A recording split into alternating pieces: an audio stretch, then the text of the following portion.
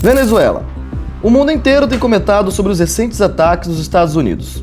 O assunto se fixa no ar tão de repente que quase nos faz esquecer que isso tudo surge ao longo de uma história a partir do processo revolucionário venezuelano. De Chávez a Maduro, de Clinton a Trump. O que é que está por trás de tudo isso? Pessoal, Abel Alves aqui e eu tô hoje para te contar a história da Venezuela rebelde, que vai trazer, na verdade, uma análise de um processo histórico até a conjuntura atual que leva esses ataques que o povo venezuelano sofreu. A gente precisa entender, se unir, estudar e acumular cada vez mais sobre esse material. Material esse que é baseado nos textos da revista Linha Vermelha. O link tá aqui para quem quiser conferir. Se você quiser entender um pouco mais do que está acontecendo na Venezuela e como isso se dá historicamente, fica aqui. Em fevereiro de 1989, a Venezuela viveu um dos seus momentos mais marcantes.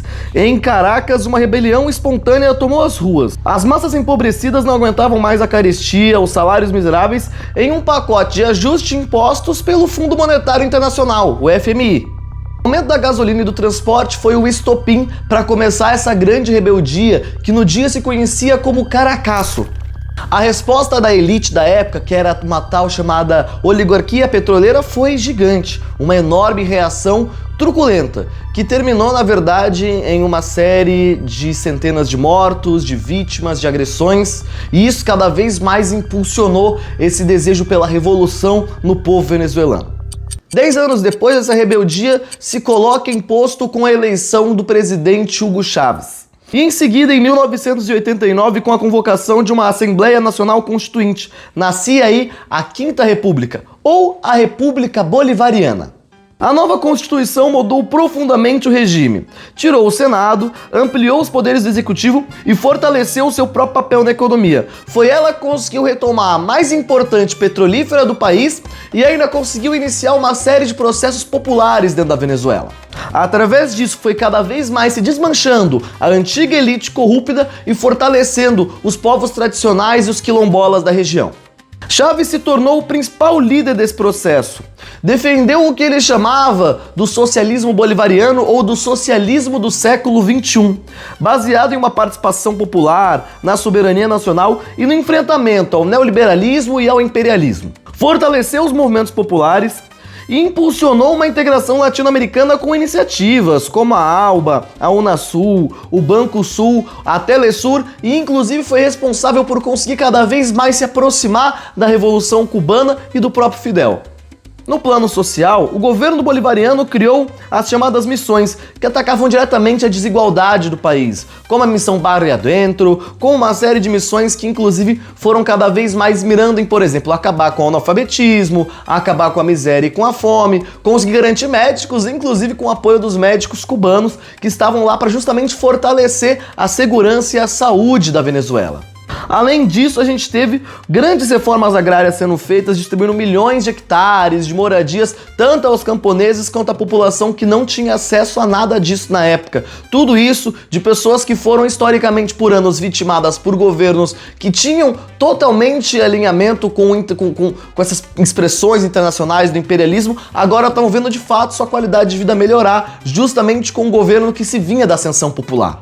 É válido a gente lembrar, gente, que durante todo esse processo existiram uma série de consultas populares, de plebiscitos, que foram cada vez mais fortalecendo a decisão do povo venezuelano. Essa história que existe hoje, de que a Venezuela é uma ditadura, de que não existe participação democrática, é uma grande mentira. Na verdade, a Venezuela, inclusive nos últimos períodos, foi a que mais realizou esses processos, tanto de eleições quanto de consultas populares.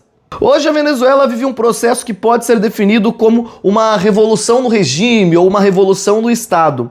O velho modelo democrático burguês foi profundamente alterado, ainda que o Estado siga capitalista e cheio de contradições. Parte da burguesia antiga, daquela oligarquia petroleira, foi se desmanchando. Mas ao mesmo tempo surgiu uma nova elite, a chamada boliburguesia, que é fruto justamente desse rompimento com essa antiga oligarquia. Para entender o processo da Revolução Venezuelana, é importante a gente pensar as figuras que nós temos, desde Chávez, né, que foi o grande estopim, que foi o grande figura dessa revolução, até hoje o que foi a gestão Maduro e inclusive o que é agora o sequestro do Maduro. A direita e o imperialismo acusavam o chavismo de ser autoritário, mas como a gente já comentou aqui, o que a gente via na verdade era um processo bem diferente. Eram processos populares, processos de consulta à população, que cada vez mais davam apelo para mostrar justamente que esse processo era aquele processo que a população tinha acordo de consolidação. Aqui a gente entra no conceito de bonapartismo sui generis, criado por Leon Trotsky, que justamente define esse modelo de Estado. Para explicar esses governos onde países dependentes se equilibram entre o capital estrangeiro, a burguesia nacional, mas principalmente a pressão do proletário. Foi exatamente o que aconteceu na Venezuela. A gente viu, na verdade, uma série de tentativas, como foi a tentativa de golpe de 2002, que foi frustrada. A elite tentou tirar o Chávez do poder, mas não conseguiu porque as massas populares foram às ruas e mostraram de fato onde estava o grande interesse e quem de fato comandava os interesses da Venezuela. Quem de fato decidia quem ia estar à frente. Não era uma discussão sobre o Chávez, mas era uma discussão sobre o poder do povo, sobre o poder operário nesse sentido. Desde então foram dezenas de tentativas de desestabilização, sempre com o apoio do imperialismo e sempre com grandes interesses dos Estados Unidos, que tentou por diversas vezes, inclusive nas últimas eleições, não só interferir nas eleições, mas tentar ditar quem tinha ganhado as eleições, se colocando acima até do próprio povo venezuelano. Esse ataque permanente à Venezuela precisa ser entendido como uma etapa mais violenta do imperialismo, que é justamente, como trazia Lenin, né, esse estágio superior do capitalismo. A gente está falando de um processo agora onde o imperialismo não tem mais medo de demonstrar sua face, não tem mais medo de demonstrar suas intenções. A gente vê isso acontecendo, por exemplo, dentro da faixa de Gaza, com o ataque que existe hoje sobre Israel, financiado pelo interesse estadunidense, mas a gente também vê isso reproduzir agora com o ataque à Venezuela, que é um ataque de puro interesse do petróleo, para que os Estados Unidos consiga adquirir isso, consiga ter para si o petróleo da Venezuela e tomar posse e poder sobre isso, coisa que está sendo ainda assim muito combatida pelo povo que está lá. E isso segue se repetindo, como por exemplo quando ele ameaça a Colômbia, que também tem interesses, e já ameaçou o nosso próprio Brasil no que discutia a respeito das nossas terras raras, pensando que hoje o Brasil é um dos países que é o maior portador de terras raras no mundo. E infelizmente o Brasil teve uma pequena colaboração nesse processo do que tange agora como se deram os rumos para a Venezuela. A gente não pode esquecer que no ano passado, em 2025, o governo federal foi aquele que barrou a Venezuela de entrar nos BRICS e também questionou as eleições da Venezuela, pedindo inclusive até as atas das urnas. E isso justamente cai nesse processo que a gente precisa necessariamente sim fazer críticas e autocríticas em relação às posições que são tomadas. Inegavelmente, com o passar do tempo, o governo foi transitando na sua posição, tanto em relação agora aos recentes ataques, onde presta solidariedade ao povo venezuelano, quanto também quando foi atacado a soberania pelos próprios Estados Unidos. Mas a gente não pode deixar de ter essa marca da história que foi a intervenção sim de um governo progressista no Brasil que se colocou ao lado do imperialismo e que agora, se quiser de fato reparar a sua história e conseguir mitigar os danos que cometeu, precisa se colocar ao lado do povo venezuelano, não só com discursos, mas de fato agora colocando apoio ao povo venezuelano, conseguindo colocar e consolidar um bloco anti-imperialista nesse processo. E todos esses pontos não tiram a complexibilidade do que a gente está discutindo quando a gente fala a respeito da Venezuela, mas deixam uma conclusão clara: quem dita o rumo da Venezuela é o povo venezuelano, e isso tem sido histórico dentro dela. E tudo o que cabe a nós, trabalhadores e trabalhadoras brasileiros, é apoiar a decisão do povo venezuelano e apoiar as lutas do povo venezuelano. Ter a solidariedade internacional e, principalmente nós, aos socialistas, cabe pensar o nosso internacionalismo quanto ação, conseguir garantir que o processo que se viva hoje na Venezuela não pare em um Estado que não avance para um Estado operário, que não avance para um Estado de fato revolucionário, mas que se estagne, inclusive possa voltar de fato para as intenções de um Estado neoliberal.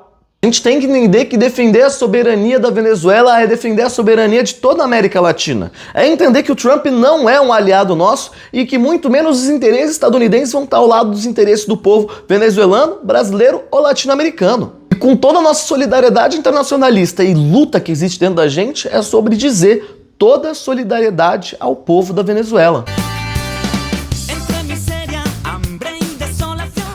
Gente, inicialmente esse primeiro material é isso. Se você gostou de entender um pouco mais da história da Venezuela, não se esqueça de curtir, comentar, compartilhar e inclusive indicar para mais pessoas esse vídeo. Esse vídeo foi inteiro baseado no texto Venezuela Rebelde 1, escrito por Mário Azeredo, que é do Diretório Nacional do Fortalecer o PSOL e também escritor assíduo da revista Linha Vermelha. Se você quiser também ler os próximos textos que vão ser assunto de vídeos nossos aqui, você pode acessar o site da Linha Vermelha e já ver com exclusividade. Além disso, você também pode assinar a revista Linha Vermelha e garantir que ela chegue mais cedo na sua casa para você ter o acesso antecipado a tudo isso.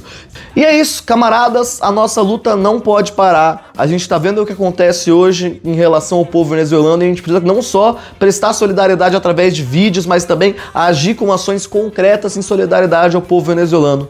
Contamos com a ajuda de todo mundo para isso. Tamo junto, um grande beijo e até a vitória.